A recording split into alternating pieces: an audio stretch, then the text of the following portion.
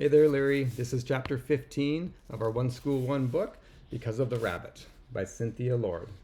And we are on page 148. To offer grooming, hold your hand on the ground in front of the rabbit. If the rabbit accepts, he will come to you. Scared had been training in secret. She was miles ahead with excited, nowhere in sight. More than anything, I wish school were over and I could go to my room, close the door with Lappy, and never come out. It was so unfair. Lappy could have died if Dad and I hadn't rescued him, and he loved me now. The girls kept talking as they ate their lunch, but I hid the rest of the pickles in my napkin. I didn't even care about pretending I liked them anymore. How could this have happened? I'd pushed the worry that Lappy might belong to someone else far into the background, and the idea of coming home from school without Lappy there made me want to cry. Maybe the Abbotts hadn't loved him very much. Maybe they'd been so mean to him that he ran away. And even if they had loved him, Iris said the posters were down, so they must have given up on finding him. Maybe they had a new rabbit by now. When lunch was finally over, I told Leah I'd catch up with them at recess and went into the girls' bathroom near my classroom to pull myself together. There were other girls' rooms in the school, but I just wanted something familiar, even if it was a longer walk. I'd hoped to have the bathroom to myself, but there was another girl washing her hands. I picked a sink close to the door and didn't look at her. Page 150. I didn't know what to do. I'd only agreed to give Lappy back if the shelter called. I never agreed to go looking for his owner. But a small, whiny, know-it-all voice inside of me whispered, "But it's not right to keep him if he doesn't belong to you." Time for recess. In the mirror, I saw Jack in the doorway, waiting for me. All I wanted was a moment to myself to figure out what to do. But there was nowhere to be by yourself at school, not even in the bathroom. "Not now," I snapped. "Can't you see him in the girls' room?" Hurt jumped into Jack's eyes. At once, I knew I'd made a mistake. I hadn't meant to yell. It just came out that way. And he turned and ran. All my worries exploded out of me. "Wait!" In the hallway, I saw Jack disappear into our classroom. We weren't supposed to be in there at recess, but I didn't care. Even if I got in trouble, nothing could be worse than how I felt already. When I stepped inside, the classroom looked empty. Jack wouldn't climb out a window, would he? Then I saw his sneaker toe sticking out from under the big long table in front of Miss Hutton's fabulous fifth graders' bulletin board. I crawled under the table with him. Jack's face was buried in his arms across his knees. "I'm so sorry," I said. "I just needed to be alone for a minute." Jack didn't lift his head. He sat in silence, just the sound of the clock ticking and the muffled voices of kids going outside. All morning I'd wished the clock would go faster, but now I didn't want those hands to move at all. In fact, I wished I could go back to the night before school started.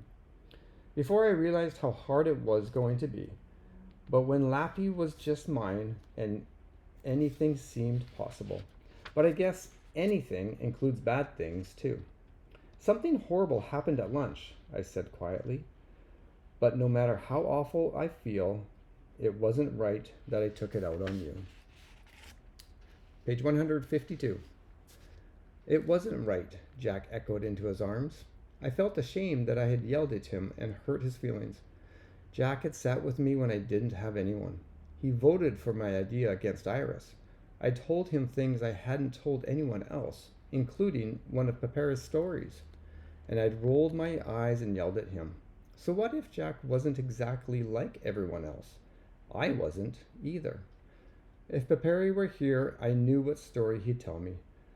It'd always been one of my favorites, but I understood it in a new way today. "Can I tell you a story?" I asked. "It's about the day Monsieur Lapin tried to be like Madame Sattel, the nuthatch." "Why?" Jack asked into his arms. "A nuthatch is a bird." I wasn't sure if the why part meant with "Can I tell you a story?" or with Monsieur Lapin wanting to be a nuthatch. But I answered the last one. "Because nuthatches can climb up and down tree trunks and peck out tasty bugs." Jack lifted his head. "Rabbits are herbivores." I nodded. "True, but Monsieur Lapin has a rabbit magic. Remember, anything is possible." Yes, Jack said, slowly, but sounded completely convinced. I kept going anyway. So it happened once that Monsieur Lapin decided that he'd climb a tree and get some tasty bugs to show off to Madame Sautel that he could do anything she could. Nuthatches can't go down a tree trunk head first, Jack said. Only a few birds can do that. Really? That's another reason for Monsieur Lapin to be jealous, I replied. So he tried to climb the tree, but rabbit claws aren't made for climbing bark, and he got scared halfway up.